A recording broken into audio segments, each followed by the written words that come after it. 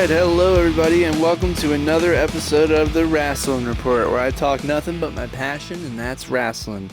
We kick things off on Monday Night Raw with, I'm going to go ahead and start off with a scathing rant here, okay? We're going to start off with a collaboration. Now, there's plenty of collaborations within the WWE, but one in particular on Monday Night Raw very much perplexed me, and I'll get into that here right now. Danhausen and Joe Hendry. All right. So, here, before I say anything about this segment, I love Joe Hendry, okay? Ever since I've seen him break out on the indies, making songs about people, and then his run on TNA, and now his run on the main roster. I love Joe Hendry.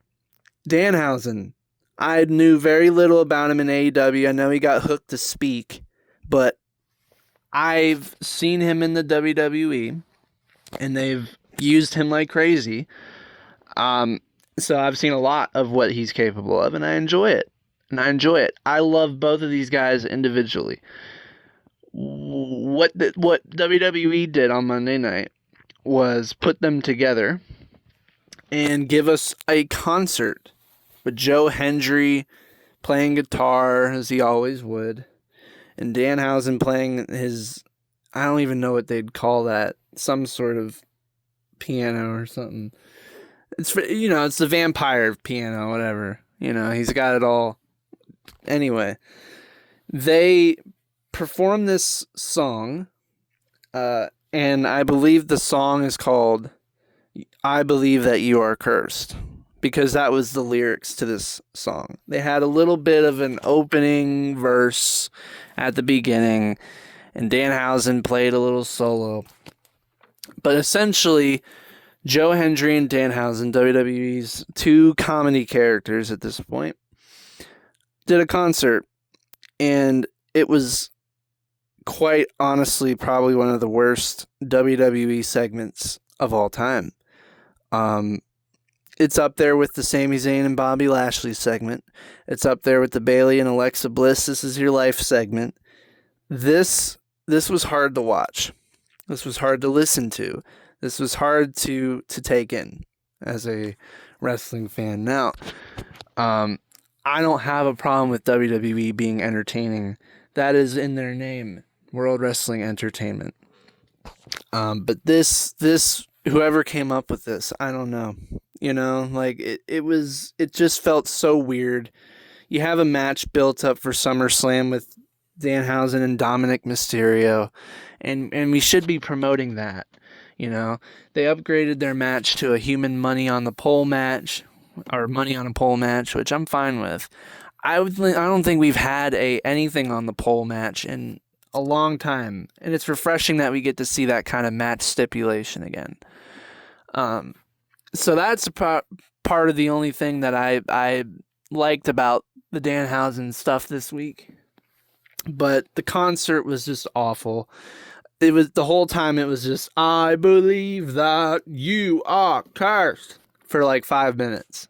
For 5 minutes, they just repeated that over and over again. With LA Clippers cheerleading squad probably out there dancing. I don't know who. Something involved the Clippers because they were in Los Angeles, and I don't know, man. Minniehausens were out there playing the tambourine. It was hard to get through. And most of the time I'm pretty much cool with what they do. I'm not complacent often, but this was something. It pretty much got negative attention as soon as it happened. Across all platforms. Usually, one platform is more unforgiving than the other, but every platform disliked this, because ultimately that's what it was. It was really, really bad, and I think they know that, and best believe we probably won't get a concert with both of them together anytime soon. I love both of their characters. I just think this was really bad, and it kind of has me terrified for Joe Hendry's future in the WWE.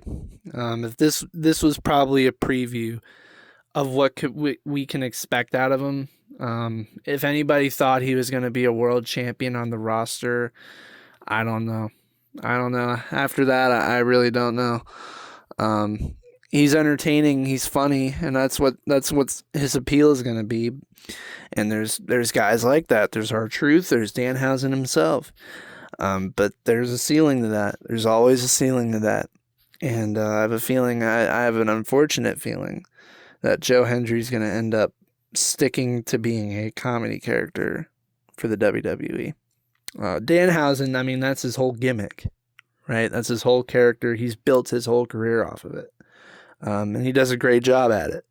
And I don't want to take anything away from those guys, but everyone's allowed to have a bad night, and they had a bad night. It was a really bad segment, and it's not going to change my opinion on how they are as wrestlers or performers. It was just really bad.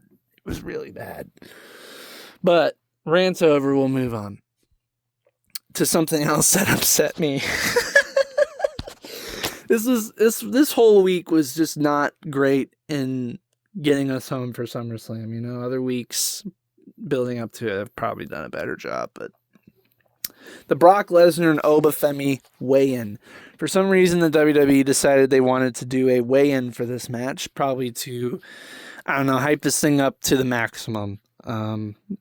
And they would have if it didn't fall apart so fast. The presentation of it was awesome. The cops and the cell and the weigh-in and Oba coming out, and they just never touched, right? I don't think they've even brawled one time since their second match. They haven't had a brawl. And I was thinking that at this weigh-in there would have been some crazy shit going on, but there wasn't. Oba came out, took his weight. Brock came out, took his weight. But here's the thing. Brock didn't. I don't think he even came in there. Went in there and took the weight. I think he took the weight beforehand, and then he took the weight beforehand, and he never goes into the cell to confront Obafemi. They stay on either side of the cell. Brock staying perfectly safe.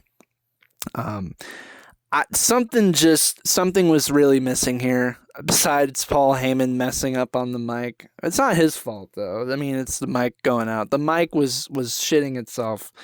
So I'm sure the sound guy got fired after the show. But anyway, no, I mean, this was a missed opportunity to sell this thing home to the maximum. You could have had either guy tear a door off the cell. You could have done something. Something could have been done here to sell this thing even further, but they're just, it's another week of them telling each other, I'm going to end you at SummerSlam, and it's just like they could have upped the stakes. They could have had a shock factor. Oba could have broke that cage door open and fought Brock. You could have, right? The opportunity was there, and I just feel like it was missed. It's not going to take away from the match, because the match is going to be great itself, and it's going to be the fitting end for Brock Lesnar's career. I just wish one big wow moment could have happened before this thing kicked off, but it's all right. It's all right. They're going to give us a generational Hell in a Cell match. I cannot wait for it. Otis. I've been talking for weeks about Otis and his heartbreaks as of late, but now there's going to be things that are going to set him off the roster for an indefinite period of time. The Alpha Academy and the Vision had themselves a match, and this was bound to happen eventually. And this match pretty much ended as I thought it would. The Vision gets the win. But here's another thing that occurred.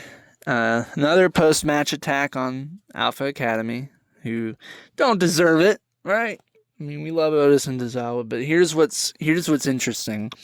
Austin Theory basically smacks Otis in the dome with a steel chair, takes him out.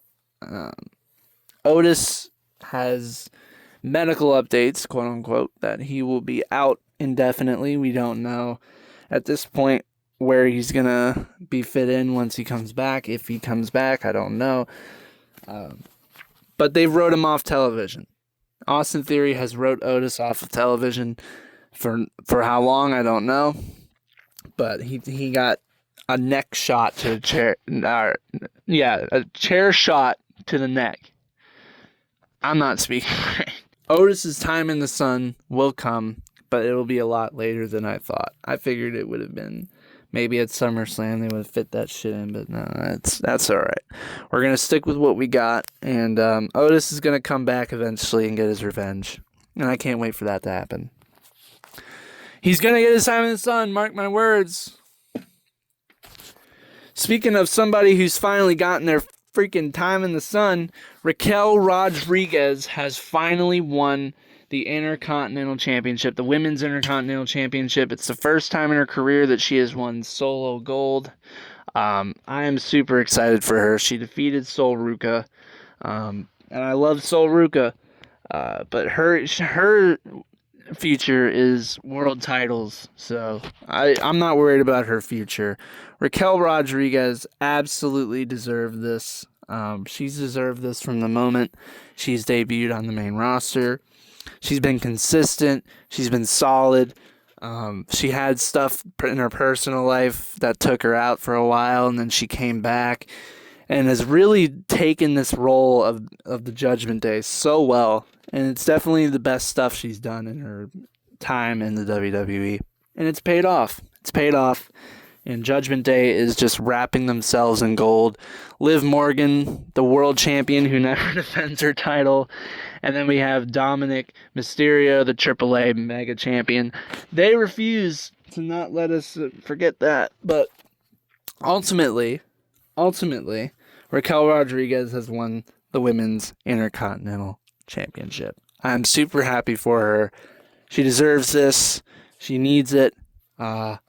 And I can only imagine that eventually it'll cause some holy Judgment Day turmoil. And we get to the final segment of Raw. Roman Reigns and Seth Rollins. This thing has been awesome. Just thinking about the history between these two guys and watching them debut all those years ago at Survivor Series. And just like really taking the weeks and looking back on the rivalry and what these guys have done for the business. It's one of those things where I don't think either guy will be fully appreciated until they're gone. This saga between Roman and Seth has been absolutely incredible. And I'm super excited to see it potentially conclude, right? I think, main event night 2. So it's not Cody and Punk, I think, main event night 1, and then Roman and Seth main event night 2. Roman and Seth is going to deliver all the goods. I mean all of it. I'm super excited. And they had one more final confrontation. Seth says he owns Roman Reigns. He always has. He always will. Roman says he's moved mountains over Seth Rollins, and he is going to finish him once and for all and get the payback that he has earned for a decade. This thing is going to be absolutely incredible. And then we move on to Smackdown, ladies and gentlemen. And we kick things off with Finn Balor and Sami Zayn. Finn Balor and Sami Zayn will go one-on-one at SummerSlam to become the number 1 contender for the WWE Championship, whether it be Cody Rhodes, whether it be CM Punk by the time the night is over. They talk about their upcoming match, how Finn has been trying to get that world title again for the first time in 10 years since he had that injury that took him out and had to relinquish. Sami Zayn talks about a similar career path where it took him 10 years also to win the WWE Championship, but he got it, right? And so now these two are eye to eye, face to face. Two fan favorites, honestly, going one-on-one for an opportunity at the WWE Championship. But before we could really get anything more going, Gunther comes out. He demands Nick Aldis. He wants Nick Aldis right here, right now. This thing is boiled over completely between the two of them. It's on site every single time. So Nick Aldis responds. He comes out. He attacks Gunther. They beat the hell out of each other. And Nick Aldis hits his very classic Texas Cloverleaf submission right in the middle of the ring to Gunther. And my excitement for this definitely went up tenfold. I said this earlier last night, but this match, this whole feud has definitely been the best put together week by week. Every week we didn't know what was going to happen, if Nick was going to start fighting back, but now we know. And so now every week it's been very intense, brawling every week. I mean, this is what you want out of a personal feud. This is what you want. Definitely one of the better looking matches on the card, and I'm very excited to see what will play out with that. Nick Aldis is going to take the wrestling world by storm once again, boys. Let's go. Then we have a segment between Baron Corbin and Trick Williams. They also gonna fight at SummerSlam for the United States Championship. And honestly, I don't really know who's gonna win here, man. I mean, the obvious thing is to have Trick Williams keep his reign going, but Baron Corbin, how seriously do they want to take Baron Corbin on this return? That's a very important question. That's the one I'm trying to ponder. But ultimately, Baron Corbin came out and said, look, I have come back for a purpose. I've come back for championships. I don't have much time left. You have all the time. I'm going to take what I want no matter what you say. And Trick says, listen, bro, I'm going to put that lemon pepper stuffer right up your ass. So, I mean, talk is over between all these guys, right? Baron Corbin winning the United States Championship would be an interesting pivot to me. I don't know if that's the trigger they'll pull, because, listen, we all love Trick Williams. We all love chanting for Trick Williams.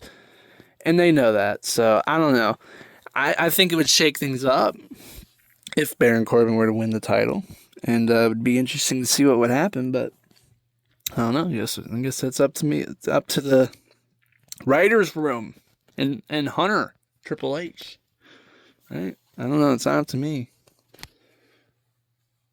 And then what I thought really surprising was that we had the return of a WWE legend, Haku. Yes, we haven't really seen the MFTs often since they split with Solo Sikoa. We all know where Solo Sikoa is going. He's going to go fight the Bloodline. But we didn't know what was going to go on with Tama and Tala Tonga. They've come back, and they've come back in full swing. They've got an absolute legendary Tongan in Haku in there to help him out. And I hope that this isn't just a one-off appearance. Like, I hope Haku is actually going to be involved, because I think if Haku is involved in this whole thing as maybe a manager or some sort of role like that, I think the MFTs could be something very serious on SmackDown. And I just love the idea of having Haku there.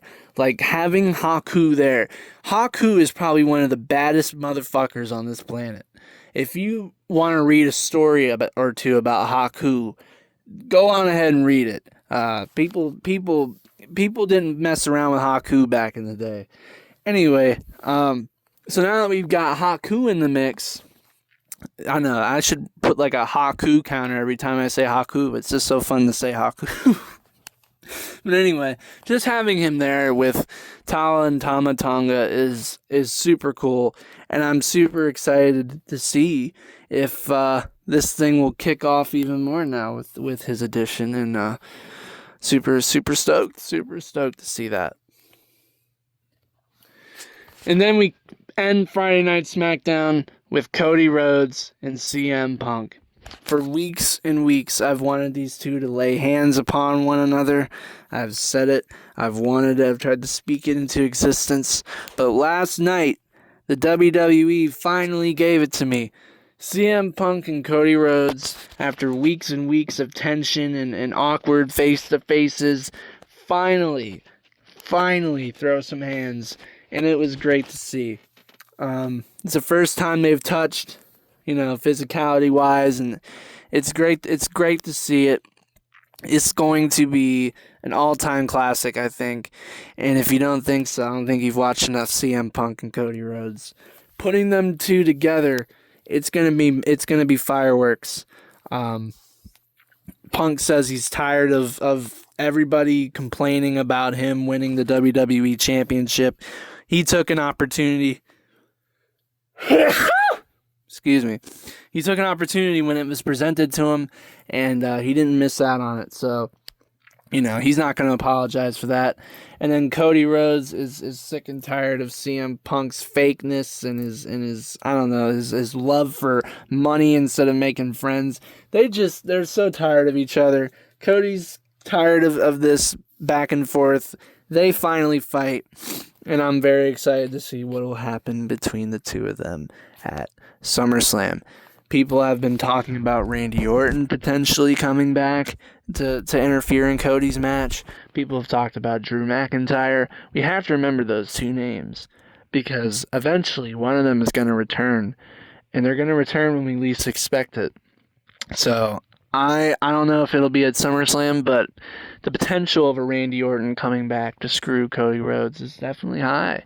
We had no real reason why Randy Orton left. He just kind of left after WrestleMania, right? But he's Randy Orton. He can do whatever at this point. The point is, someone's going to come back eventually, and it might be at SummerSlam. I don't know. Someone might come to screw this match up for either guy. Drew has problems with Punk. Randy has problems with Cody. Either guy could come out and screw him. So, I don't know. I'm really excited to see what will happen. That's for sure. That's for sure. That something's going to happen in that main event. No doubt about it. But with that, ladies and gentlemen, that is Raw and Smackdown, and I'll go on ahead and get into our favorite segment, which actually has a few more stories this time. New Break!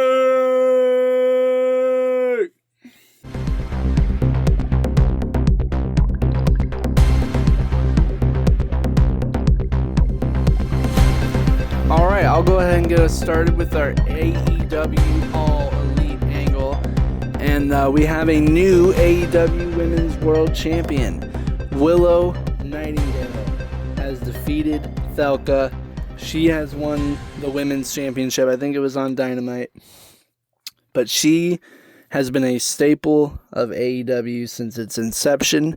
She is what you would call an AEW homegrown talent, an original. And she has earned her stripes within that company for sure. I've enjoyed watching her go, especially her stuff with Mercedes was great.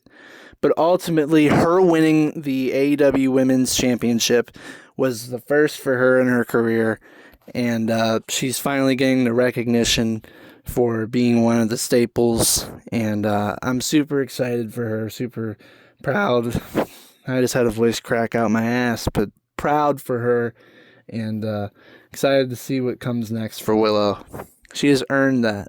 She's definitely earned that. And an absolute bombshell, Grayson Waller returns to NXT. He returned to NXT on Tuesday night, and in my mind cut a very CM Punk-like breaking the fourth wall type of promo. If you have not checked out the Grayson Waller promo on NXT, and if you're a wrestling fan like I, you must. You must. Grayson Waller is definitely gifted on the microphone. He knows how to talk. He knows how to get people interested in what he has to say. He's always been that way. Now he has an opportunity on his own to be on his own to get championships like Austin Theory. Austin Theory has now been, fast forwarded to the Vision, and he's doing great, honestly. He's probably doing better now than he has in his entire career. Even when he was United States champion, even that had a ceiling. But Austin Theory's going up from here, you know what I mean? And we can only hope Grayson Waller will do the same thing now that he's back in NXT. And NXT shouldn't be a downgrade. It shouldn't feel like a downgrade. It's like, if I'm going to NXT, then I'm wrestling the rookies, like I'm not, NXT is for the last, decade. They've always tried to view themselves as the third brand because ultimately that's what they are. We see guys come up from there. We see guys go down. We see it happen, so it's an integral part of the roster and as a whole. And having Grayson Waller go back there is going to give people a reason to watch NXT, I think, especially after that promo. They always try to find ways to get people to tune into NXT. And he's got his eyes on Tony D'Angelo in that NXT championship. So, I mean, everybody does, right? Everybody in NXT wants that NXT title. So, I'm curious to see what will happen with this NXT run. Very excited for it, no doubt. And then we finish our news break with a retirement announcement, maybe. Nikki Bella has confirmed, maybe I think it was on a podcast, but she states that she doesn't have much time left in her career. She says that she's eyeing 2027 as the potential finishing year.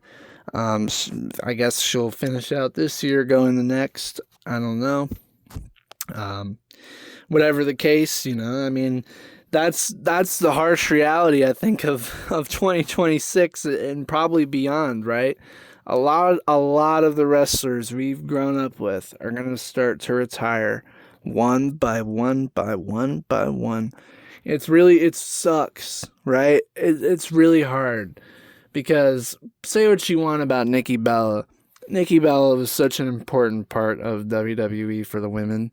I mean, she just was. At a time where there wasn't any women other than her and maybe AJ Lee, she made that women's division important at a time where they weren't making it important. Her and AJ and Paige, she helped pave that way. Whether you like Nikki Bella or not, whether you think she's wannabe Kardashian or not, I don't know. She's earned her stripes in this business. She has. Her and her sister. So, 2027 looks to be the retirement. We'll see if that ends up staying. That's just something she said on a pod or something. I don't know. But, what can you do, right? It sucks when everybody's getting ready to retire. But with that being said, ladies and gentlemen, I'll go on ahead and finish this thing off here. I'd like to thank you all very much, baby, and stay tuned because we got a wild SummerSlam weekend